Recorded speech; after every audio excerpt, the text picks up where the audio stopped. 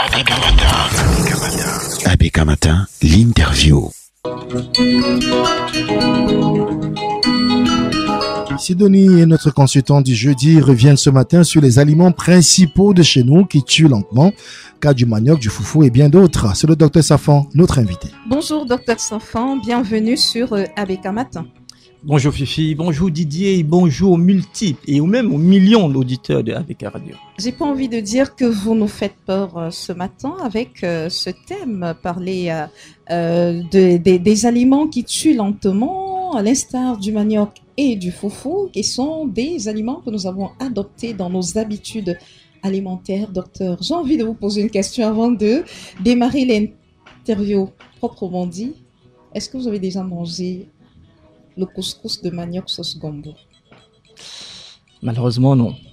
Jamais, docteur? Jamais. Même pendant que Pour mon vous cas grandissiez? personnel, jamais.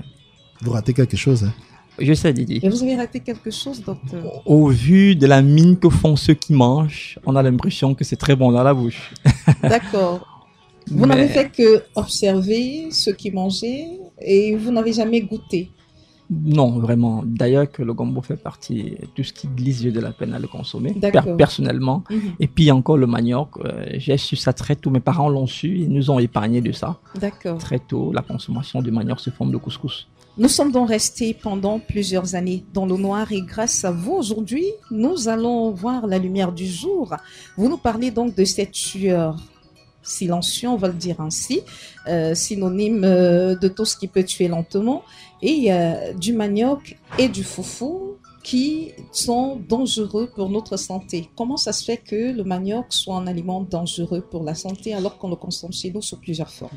Il serait bien de noter que ce n'est pas de moi que viendra la lumière, mais c'est de la révélation et des études scientifiques qui aujourd'hui Que vous relayez pour nous? Tout simplement. Voilà, vous êtes Alors, allé en fait, chercher ces études pour tout à fait. nous Des études ont donner été faites l'information, oui. au Nigeria, au Cameroun, en Tanzanie, ont été documentées dans des livres, ont été publiées, mais malheureusement n'ont accès à ces publications généralement que ceux qui ont fait de l'alimentation leur profession. Et pour le citoyen lambda, vraiment, il ne va pas lire ces genres de choses-là. Du moment où je suis né, j'ai trouvé, les autres ont mangé. S'il ne meurt pas, c'est que moi aussi je ne vais pas mourir. Est-ce qu'il semble aussi accessible, docteur? Parce que les mamans ont la possibilité d'avoir des tubercules de manioc, de les consommer déjà crus, de les consommer cuits, de les tremper, d'obtenir les bâtons de manioc, d'obtenir le mintumba, d'obtenir le tapioca, d'obtenir le couscous de manioc dont on l'utilise sous plusieurs formes. Et là, c'est aussi parce que c'est quelquefois accessible. Il y a tellement de dérivés du manioc, Oui. ce qui peut rendre l'accès à cette tubercule-là plus facile. Oui. Et des industriels ont décidé d'en faire leurs aliments, un aliment principal pour eux. Et donc, du coup, on va le commercialiser facilement. Oui. Et l'industrialisation a la facilité, a cet avantage, c'est qu'il peut rendre à vil prix même des choses chères. Et voyez-vous, et j'aime bien le dire, et je voudrais que ceux qui m'écoutent le sachent, chaque fois qu'on industrialise un aliment, on détériore sa capacité nutritionnelle. Oui. Et si c'était vraiment de grandes valeurs nutritionnelles, l'industrie n'y va pas souvent parce que le coût pour conserver les valeurs nutritionnelles est souvent très élevé. Et quand on arrive donc à vendre ça à 200, 100 francs, sachez que ce n'est pas souvent ce qui est le plus approprié. Oui. D'ailleurs, on n'a qu'à regarder l'exemple de l'alcool. À un moment, on vendait l'alcool était accessible dans notre pays à 100 francs. 100 francs. Oui. On avait accès à l'alcool. À un moment, aujourd'hui, on a accès à la farine blanche à 150 francs. Le kilo, demi-kilo, 150 francs. Vous voyez, tout ce qui est Donc, c'est dans les préjudiciable 200 francs quand même. actuellement. Oui, Bon, 200, 250. peut-être ça a augmenté. Oui. Tout ce qui n'est pas vraiment utile pour l'humain est accessible facilement par l'humain. Et j'aime regarder la nature pour le constater. Vous allez prendre la peine pour planter une bonne herbe, arroser et tout, il prendra de la peine à se développer. Vous n'arrosez pas la mauvaise herbe, elle pousse seule. Elle a envahi même le champ plus que la bonne herbe que vous avez mis. Les humains aujourd'hui se comportent exactement comme dans la nature. On a tendance à vulgariser ce qui n'est pas utile et à ne pas prendre soin de ce qui est utile. Et pour le cas de ces aliments, c'est vrai qu'on parlera un peu plus du manioc et des études qui ont été faites sur le manioc au Cameroun, au Nigeria, mais il y a d'autres On n'a qu'à regarder la constitution du plat d'un Africain ou d'un Camerounais. Je regarde même les publicités sur les plats publicitaires en route. Quand je regarde même l'image des plats qu'on met présents sur les plats publicitaires, je suis mal à l'aise. Je prends l'exemple des pâtes. Vous allez voir, on va mettre un plat rempli de pâtes et au-dessus, on met la sauce tomate comme une décoration. C'est une aberration nutritionnelle. Que les agents marketing se rapprochent parfois des professionnels pour faire leur publicité parce que juste en présentant comme ça une image, oui, on veut mettre en valeur l'aliment qu'on veut vendre. Mais attention, en mettant en valeur de cette façon, on démontre aussi au regard du professionnel à quel point le but n'est pas le bien-être du consommateur. Le but est la vente de ses produits, même si le consommateur doit en souffrir. Et à ce sujet, les aliments principaux dans nos plats aujourd'hui ne sont pas les plus nutritifs. Je veux prendre quelques plats traditionnels du Cameroun avant d'arriver au manioc. Fifi, avec ta permission. D'accord, allons-y, docteur. Si vous regardez le héros, qui est un plat prisé au Cameroun, oui, l'assiette qui contient le héros est tout petit. Le watafoufou, c'est des boules à côté. Bien sûr. Généralement, ils vont te dire. C'est le watafoufou qui est l'essentiel, la sauce. La sauce, vraiment, ce n'est que pour le goût. Ça, c'est un exemple. Regardez le taro. Le taro, est en quantité, la sauce est au milieu. Généralement, on écarte, c'est au milieu qu'on met la sauce. Je parle des plats de chez nous. Regardez par exemple le ndolé. Le ndolé est tout petit comme ça, le miondo à côté. C'est costaud parce que c'est le miondo là qui va rassasier. Le ndolé est tout petit, en décoration. Je peux prendre ainsi pour plusieurs autres mets. On se rendra compte que, pareil, je parlais des pâtes. Regardez le riz, qui est aujourd'hui l'aliment, fait partie des aliments les plus consommés au Cameroun. Pourtant, il n'y a pas de plat traditionnel camerounais qui est fait avec le riz. Il n'y en a pas. Parce qu'en réalité, le riz n'est pas un aliment de chez... Peut-être le couscous de riz dans la partie nord du pays. Mais je vais revenir au nord tout à l'heure. Ils sont riches en céréales. Mais le céréal le plus utilisé chez eux, c'est même pas le riz. Le riz occupe juste une petite partie. Et même, j'ai fait un séminaire il y a 2 semaines. Et dans ce séminaire, je donnais la possibilité à ceux qui étaient à poser des questions. Je reçois quelqu'un qui vit justement au nord et qui me dit qu'on vient d'opérer sa sœur des calculs rénaux. Et c'était sorti comme de la pierre. Et il dit, mais pourtant il mange. Il demande, mais quelle est la constitution des repas de ta sœur? Et il me dit que non, chez eux au nord, ils mangent le couscous pratiquement 7 sur 7. Sur toutes les formes. Couscous de mil, couscous de sorgho, couscous de ceci. Et effectivement, dans ces céréales-là, qui généralement occupent une part très grande dans le plat, et la sauce, entre guillemets, n'est qu'une petite partie. Le complément est devenu le repas primordial du plat, ce qui est une aberration nutritionnelle. Parce que je vous rappelle que quand vous avez le ndolé, c'est le ndolé qui est le plat principal. Le miondo doit être juste un peu. D'ailleurs, et pour donner une répartition d'un plat sur le plan diététique, les glucides qui sont de la catégorie des macronutriments où appartiennent ces céréales ne doivent représenter que 25% du plat, par exemple. Et là, c'est parce qu'on veut citer les macronutriments. Moi qui vais un peu plus loin, je dirais même pas 25%. Je dirais que ça va aller même à 10%. Ça veut dire que si tu dois manger ton riz, le riz ne doit représenter que 10% de ton plat. Pourtant, c'est le riz que tu manges ce jour-là. En fait, la sauce doit être supérieure. Les sources en protéines doivent être supérieures. Le riz est une toute petite partie, mais c'est l'inverse chez nous. En fait, les compléments qui viennent normalement pour compléter sont arrivés et ont décidé d'être le plat principal, l'aliment principal du plat. C'est une grosse erreur de chez nous et qui finalement crée des maladies énormes pour ceux qui ne savent pas et qui crée des malnutritions et crée des problèmes de santé. Je vais arriver au niveau du manioc tout à l'heure et vous dire à quel point, quand vous allez écouter tout à l'heure les dangers de manger le manioc en quantité, vous serez bien surpris. Même du riz, Fifi. Même du riz.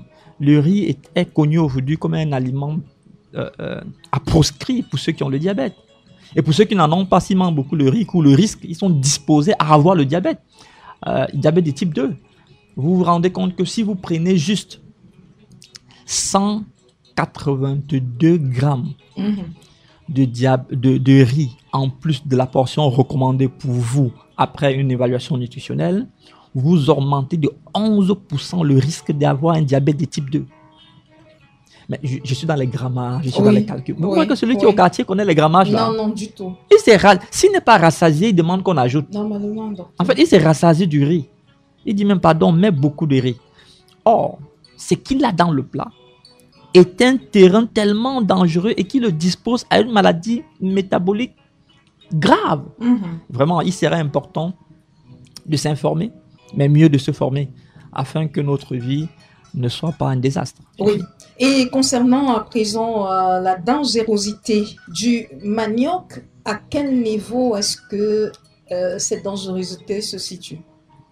Je sais que ce que je vais dire aujourd'hui peut ne pas plaire aux industriels, peut ne pas plaire à ceux qui ont fait du manioc un aliment principal, mais il serait bien d'informer, quitte à ce que chacun en fasse ce qu'il veut. Mais toutefois, j'ai l'obligation de dire ce qui est juste. On s'est rendu compte que parfois, le manioc mal cuit est porteur d'une toxine qui peut aller jusqu'à la paralysie, jusqu'à attaquer les neurones, jusqu'à attaquer même les malformations congénitales chez les femmes qui veulent accoucher et qui ont Ça consommé peut du manioc. provoquer. Ça peut provoquer cela. Mhm. Le manioc a une toxine qu'on va appeler le cyanure. Oui. Le cyanure est une toxine terrible qui se trouve dans le manioc. On peut l'éliminer en le fermentant. Oui. C'est pourquoi le manioc fermenté, c'est-à-dire sous forme de miondo, Mhm. Mhm. peut ne pas avoir beaucoup de cette toxine-là. Mais même là encore, il y a une certaine dose qui est conservée. Je me souviens à l'époque, ma mère qui avait de manière naturelle, pourtant n'ayant pas fait les études de nutrition, et m'a a dit que ce manioc, s'il ne le touche, on ne le mange pas cru. Oui. Oui. C'était généralement le manioc blanc. Mhm. Mais pourtant, c'est ça qu'elle disait, pour le manger, il faut l'utiliser en miondo ou en bâton de manioc, Tout à fait. On le trempe dans d'abord. de l'eau, Oui. totalement. Mhm. Et même quand on a trempé, on se rassure qu'il est ramolli. Oui. Dans cette eau-là, ceux qui n'étaient pas ramollis étaient jetés. Mhm. Aujourd'hui, on s'en fout qu'il soit blanc ou rouge, trempé ou pas. Dès qu'il peut cuire, on mange. Erreur. Vérité. La vérité, c'est que le cyanure, lorsqu'il est joint à une dose très faible au soufre, le soufre qui est contenu dans nos aliments, dans les légumes, Mhm. de manière naturelle. Oui. C'est-à-dire que quand tu prends ton do lait et que tu accompagnes au manioc, tu produis plutôt Un mélange. un mélange qui constitue un dangereux. poison en lui-même. D'accord. Et lorsqu'il est pris de manière récurrente, peut conduire jusqu'aux paralysies, jusqu'à la déchéance neuronale. Et ça, ceux qui consomment le plus ne sont pas au courant de ça. Docteur, est-ce Oui. que quand l'ondolet, lui, est lavé, cela n'élimine pas la quantité de soufre qu'il pourrait contenir, pareil que le manioc qui est déjà trempé et présenté sous forme de bâton de manioc ou miondo a déjà été comment dire, libéré de la grande quantité de cyanure dont vous parlez. Est-ce qu'à ce moment-là, ces aliments-là sont encore dangereux et puis ils passent par le feu avant d'être consommés par la suite? Malheureusement, le feu ne détériore pas la toxicité du cyanure. Malheureusement, c'est la fermentation encore qui peut arriver à réduire son impact. Mais toujours est-il que jusque-là, on en retrouve quelques doses. Je rappelle ici que tout le processus de la bonne cuisson, le respect est très peu respecté par ceux au quartier qui préparent. Pour les spécialistes, ils vont faire attention parce que avant de commencer la cuisson, ils ont un objectif. Oui. À la maison, quand on met la nourriture au feu, le but c'est qu'il soit... Oui, que ce soit bon dans la bouche. C'est tout. Oui. Même la qualité de cuisson, ils ne regardent pas. Même la qualité. On va d'abord faire bouillir déjà. Et l'eau avec laquelle on va cuire le manioc, elle-même réentre encore dans le manioc puisque c'est pas ébullition qu'on Oui. le fait. Mhm. C'est qu'on ne devrait C'est pas pas. cuit par vapeur. Par vapeur, par Oui. exemple. Vous savez déjà, je l'ai plusieurs fois dit ici, chaque aliment que vous allez faire bouillir, vous avez perdu 70% des valeurs nutritionnelles. Et lorsque vous avez fait bouillir cet aliment-là, s'il est conservé encore dans la même marmite, au point où l'eau a séché, si c'est en termes de toxicité, les toxines qui auraient pu s'évacuer avec la méthode de trempage de l'eau va encore s'infiltrer dans l'aliment parce que l'aliment va réabsorber cela en termes de toxicité. Oui. Et en termes de valeur nutritive, on sait que la plupart des nutriments vont s'échapper à une température élevée. Oui. Donc, en fait, bouillir même déjà son manioc est une méthode inappropriée. Mhm. Inappropriée. Et pendant que je parle du manioc, je peux parler du riz pareil. Hein. Je vais parler du riz pareil. D'ailleurs, Fifi, pour les bases simples, nous savons que les aliments crus sont meilleurs Oui. pour Mais la santé. docteur, nous Or, avons... pour le Oui, cas du manioc, oui. vous le mangez cru, risque de maladie élevé. Mais docteur, on a des localités dans notre pays où le mets principal, C'est le manioc. c'est le manioc. On mange pratiquement le manioc sous toutes ses formes. Tout à On fait. mange les tubercules et on mange également les feuilles de manioc. C'est vrai que vous avez choisi de parler du manioc. On s'est beaucoup plus attardé sur les tubercules. Qu'en est-il des feuilles? Parce que les feuilles également sont utilisées pour certains repas. On appelle le quen dans certaines parties du pays.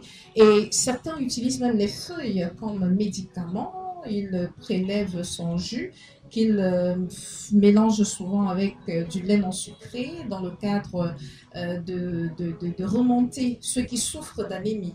Est-ce que le jus extrait des feuilles de manioc est également toxique? Bien. Il y a des habitudes qu'on a souvent fait par mimétisme. Oui. Parce qu'on a trouvé les gens faire. On a l'impression que ça marche. On a l'impression que ça marche. Oui. Et avec le lait non sucré, on précise même lait non sucré parce Oui. que c'est sucré, ce n'est plus ça. Mhm. Vraiment, ceux qui l'ont fait au quartier, ils savent sur quoi ils s'appuient.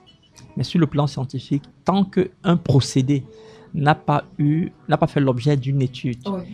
sur des cas pratiques avec des résultats concrets, on ne saurait affirmer que cette procédure-là marche forcément. Mhm. Généralement, on veut augmenter le taux en vitamine, en fer, Mhm. lorsqu'on va vers les feuilles de manioc. Oui. Mais aujourd'hui, il reste encore à démontrer que les feuilles du manioc sont riches en fer lorsqu'ils sont joints avec d'autres. Il reste à le démontrer. Pour moi, qui suis nutrithérapeute, par exemple, je ne conseillerais pas à quelqu'un, sous prétexte qu'il va avoir le fer, d'aller prendre le lait non sucré. Bon, il prendrait par contre le jus des feuilles de manioc.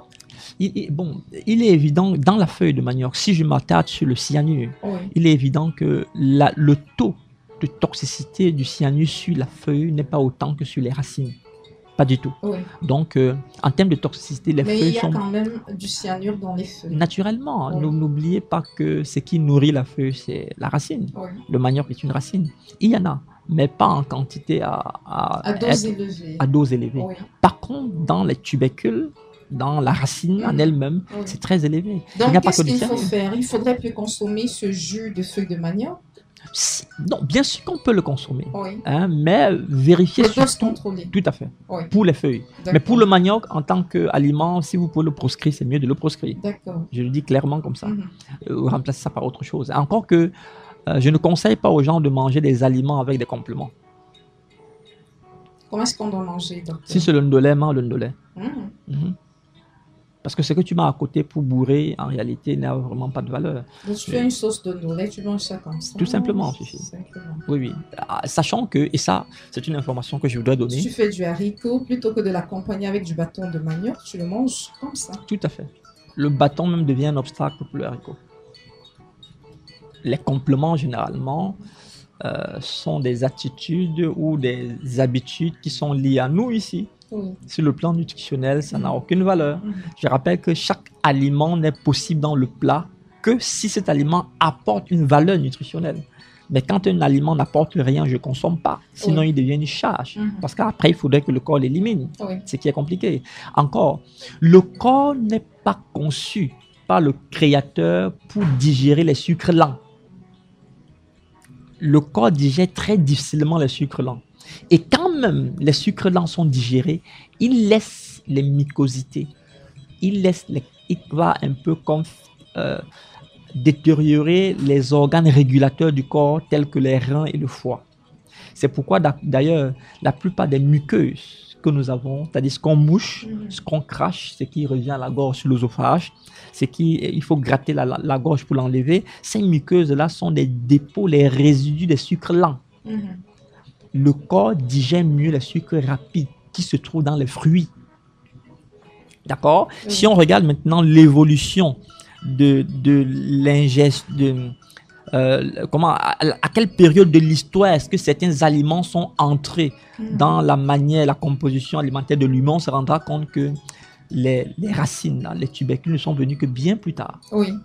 À l'époque, quand on vivait de cueillette, Et de chasse. et de cueillette précisément, parce que même la chasse vient plus tard, D'accord. difficilement les gens allaient creuser le sol pour chercher les racines.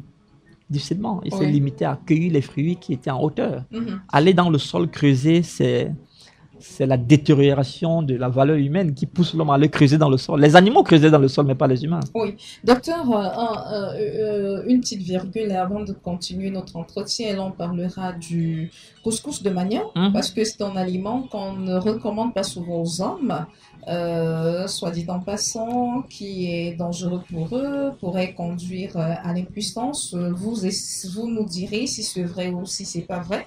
Il y a donc Sandrine, notre auditrice depuis l'Allemagne, qui dit que White Watcher a fait faillite. Et White Watcher, c'est une entreprise fondée en 1963, une entreprise américaine qui proposait des programmes alimentaires destinés à la perte de poids basés sur le suivi des aliments consommés et qui a donc fait faillite parce que selon les témoignages, trop se priver était très mauvais pour le poids et la santé mentale. Donc, est-ce qu'on y est avec la nutrithérapie que propose le docteur Eric Hervé Safran ou c'est deux choses complètement différentes? Elle a raison. Le corps, on ne doit pas beaucoup se priver. D'accord. Regarde, observez la nature. La nature est magnifique. Il y a tellement d'aliments autour de nous que nous ne devrons pas nous priver de certains. D'accord. À ce sujet, je veux définir la tempérance comme j'aime bien le faire pour qu'elle comprenne bien. Mhm. La tempérance, c'est l'abstention de ce qui est nocif pour la santé D'accord. et la prise avec modération de ce qui est permis. D'accord. Lorsque un truc est prouvé qu'il est nocif pour la santé, un aliment, je me prive de ça parce qu'il devient nocif. Oui. Mais lorsque c'est prouvé qu'il est utile pour la santé, pourquoi m'en priver? Alors, je me gave de ça, mais dans la limite du nécessaire. Oui. Parce que le supplément devient également nocif, parce qu'il faut Oui. que le corps l'élimine. D'accord. Ok? Et la perte du poids, d'ailleurs, là, elle parle des régimes. Hein. Oui. Les régimes ne sont à 90%, les régimes échouent. À 90%, ceux qui font les régimes échouent. Parce que les régimes consistent à vous mettre dans un principe alimentaire qui n'est pas habituel. Juste le temps d'obtenir votre perte du poids. Mhm. Mais après, lorsque vous avez atteint l'objectif, vous vivez comment? Vous rentrez, vous recommencez et en vivant normalement, vous reprenez le poids parce que le régime où on vous a mis est une habitude qui ne scie pas avec vos quotidiens. Un nutrithérapeute, un spécialiste de la santé se proposerait ou alors ferait mieux non pas de vous mettre dans un régime, mais plutôt de regarder vos habitudes, Oui. s'adapter, éliminer ce qui est nocif, l'ajuster pour que tous les jours vous mangez comme ça se doit Oui. et afin que cela soit une habitude à Mhm. vous. Ainsi, vous n'aurez pas de privation et vous n'aurez pas de problème de santé. Mais si je viens dire finalement que ça, mais si je tombe sur quelqu'un que tout ce qui prend est mauvais, je n'ai pas d'autre choix que d'arrêter. Ça ressemble quand même à cela, docteur. Parce que ce que vous avez l'habitude de nous, Regardez, vous verrez quel médecin... de nous interdire ici, c'est Vous- des choses avec lesquelles on a grandi. Vous êtes arrivé chez un médecin qui vous a prescrit l'alcool. Du tout. Quand même on dit prendre avec modération, c'est parce qu'on se rend compte que vous ne pouvez pas laisser ça. Mais sinon, ce n'est pas utile l'alcool pour la santé. Vous êtes tombé chez un médecin qui vous a prescrit l'huile raffinée, qu'il faut que tu prépares avec ça, sinon Parce ta qu'il sait que c'est santé... naturel que les gens utilisent l'huile. Mais c'est au contraire, Fifi. L'une des deuxièmes causes de destruction des artères, c'est l'huile raffinée, Mhm. après le sucre. Et maintenant, si je parle des féculents, je parlais des compléments, parlons du riz. À ceux qui m'écoutent, là, je donne un conseil en passant. Si quelqu'un est déjà diagnostiqué diabétique de type 2, qu'il arrête le riz le soir. Directement. Directement, Et- parce que et le docteur- riz va augmenter l'indice glycémique. L'indice glycémique du riz cuit est au-delà de la norme. Il va augmenter son indice glycémique et il va tomber carrément dans des problèmes sérieux. Oui, Fifi. Pour la minute qui nous reste, dites-nous, est-ce que le foufou, couscous de manioc, entraîne l'impuissance chez les hommes? Il n'y a pas que oui. Je oui, rebondis déjà de déjà. manière péremptoire. Oui. Ah, Et maintenant, il n'y a pas que le foufou. Je comprends maintenant un certain nombre de choses, hein, Fifi. Il n'y a pas que le foufou. Il y a également la plupart des sucres lents. Je vous ai dit expliquer tout à l'heure quelque chose, Fifi. C'est-à-dire les céréales, il y a les hommes le qui aiment maïs, foufou, ouais. Foufou, sauce gombo, le spaghetti, avec pistache. le pain blanc. Oui. ces aliments-là ont de la peine à être digérés par l'estomac humain. Et quand même le corps fait l'effort de le digérer, il va laisser des résidus qui vont aller empêcher les organes régulateurs. Je rappelle que les reins, tout comme le foie, sont des organes qui éliminent les déchets du corps. Et lorsque ces déchets-là arrivent à ce niveau, ils vont coller. Et lorsque c'est collé, le fonctionnement n'est plus optimal. Et imaginez-vous votre organe interne qui baigne qui baigne dans la colle. Comment est-ce que vous croyez qu'un doigt qui est collé peut se mouvoir normalement? Il en est de même pour les organes vitaux. Quand vous consommez, c'est pareil pour les femmes également. Bien sûr, c'est valable. Est-ce que les femmes n'ont pas des reins? Les femmes ont les reins, sauf qu'à ce moment, ça n'attaque pas directement la fonction sexuelle. Oui. Mais chez l'homme, c'est un peu plus direct. Oui. Et même encore, c'est parce que l'homme met l'accent dans ce qui est sexuel. Mais sinon, homme comme femme, on a la même physiologie. Ce qui est nocif pour l'homme l'est aussi pour la femme. D'accord. Donc un homme qui veut une santé sexuelle formidable, qu'il évite carrément le foufou tous les jours, 24 sur 24. Sinon, il va retrouver les reins avec des calculs rénaux, comme le cas du patient que j'ai eu il y a 2 semaines. Vous croyez que quelqu'un qui a les calculs rénaux est fort sexuellement? Non, il ne peut pas être fort. Et le tapioca, docteur? Parce que là, on l'appelle le sauveur. Le tapioca, c'est juste le manioc qu'on a mis un peu d'huile rouge. Oui. Il sauve peut-être pour l'instant, sentiment de satiété, mais dans la durée, il ne sauve pas pour la santé. Au contraire, il peut être un piège. Et si vous voulez le prendre vraiment, soyez mesuré. N'en faites pas un repas quotidien. Prenez-le de temps en temps. Et même, c'est des aliments qu'une fois vous avez pris, arrangez-vous derrière à détoxifier. D'accord. À faire une cure de détoxification pour éviter que ces résidus restent. J'ai rencontré un patient, et je finis par là, qui a arrêté de fumer il y a 10 ans. Il fumait. Il a arrêté il y a 10 ans. Donc dans sa tête, il sait qu'il est clean. Il vient au cabinet pour un check-up. Mais je constate quand même dans son check-up que dans son corps, il est intoxiqué à la nicotine. Et je lui demande, est-ce que tu fumes? Il dit non, jamais. Je dis attention, jamais ou tu as arrêté? 10 ans que j'ai arrêté, mais pourtant ton corps a encore les toxines de la nicotine. Il faut te détoxifier. En d'autres termes, il y a des toxines qui restent dans le corps. Si on ne les détoxifie pas, ça demeure là. Et on a l'impression que non, je ne prends plus ça, je vais bien, mais pourtant, on souffre encore de ça, jusqu'à ce qu'on se débarrasse de ça. Je prends par exemple l'exemple de l'alcool, par exemple. Pour ceux qui boivent un seul verre d'alcool, vous prenez leur chevelure. 3 mois plus tard, vous retrouvez les traces d'alcool. 3 mois plus tard, un seul verre. Pourtant, il n'a pas saoulé. C'est juste un peu. D'ailleurs, il y a un documentaire que TF1 a fait et que j'invite les gens à aller regarder sur YouTube. Juste un verre, c'est suffisant pour ils ont appelé ça entamer le pronostic vital. C'est TF1 qui l'a fait et pas moi. Donc, faisons bien attention avec ce que nous consommons. Il en est de même pour le manioc. Vous consommez le manioc, s'il y a nuit en vous. Si vous dites non, c'est pas grave, c'est pas tous les jours, c'est de temps en temps. S'il n'y a pas une cure de détox derrière, vous courez le risque d'avoir des problèmes de santé. Docteur, votre numéro de téléphone et la localisation de Révis. 677 22 63 98 par WhatsApp c'est mieux. 677 22 63 98. Écrivez 677 22 63 98 par appel, c'est difficile, c'est mieux par écrit que je réponde. Et le lieu c'est Bonamoussadi, Denver, juste derrière Tradex. D'accord. C'est noté. Merci docteur d'avoir répondu à nos questions. Merci Fifi. Merci à tous et à toutes.